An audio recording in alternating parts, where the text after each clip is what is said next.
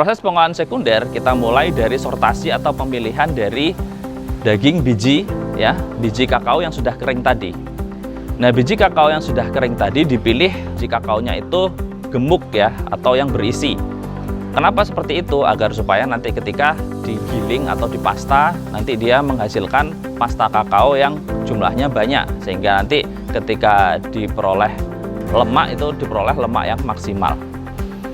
Nah, sortasi ini juga bisa berdasarkan kategori mutunya, ya, dimana ini nanti setiap 100 gram itu sejumlah biji tertentu.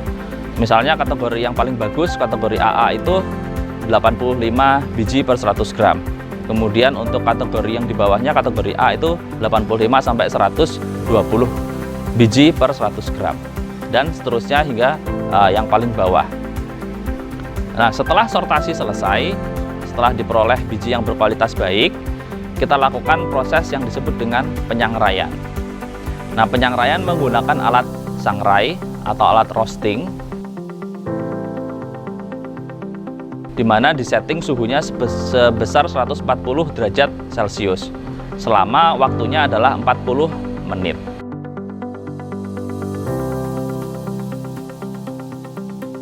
Nah, selama proses roasting ini akan terjadi akumulasi atau perubahan flavor.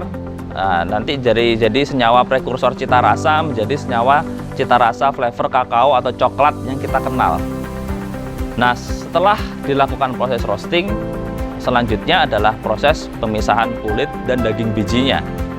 Namun, sebelum proses pemisahan kulit dan biji ini, pastikan bahwa biji kakao ini sudah memiliki atau suhunya itu sudah berada di suhu ruang, ya, tidak dalam kondisi panas.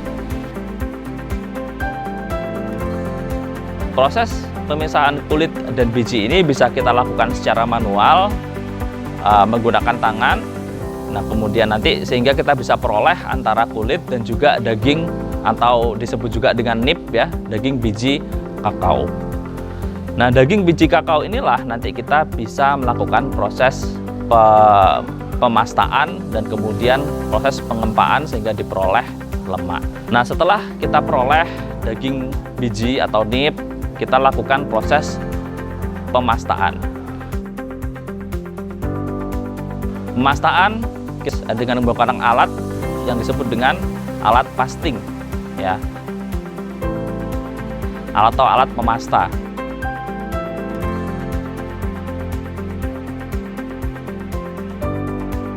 Nah, alat pemasta ini memiliki kapasitas kurang lebih sekitar 20 kg per jam.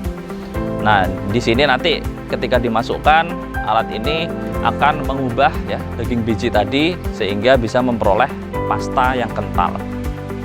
Nah, dari proses pasta kental inilah nanti kita akan melakukan proses selanjutnya, yaitu proses kempa atau pengempaan atau proses press. Nah, di proses kempa ini dilakukan dengan mesin kempa yang punya kapasitas sebesar 1 kg per 1 kali proses.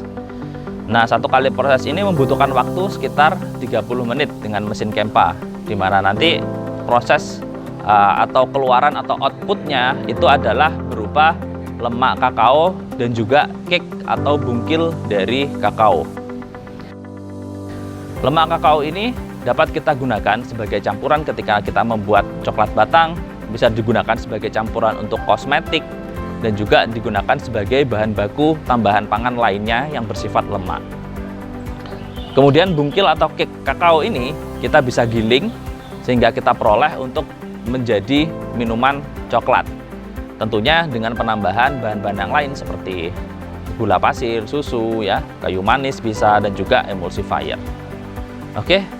Sekian untuk pengolahan primer dan sekunder dari kakao hingga menjadi produk output, yaitu lemak kakao atau lemak coklat dan juga dari bubuk kakao atau bubuk coklat. Terima kasih.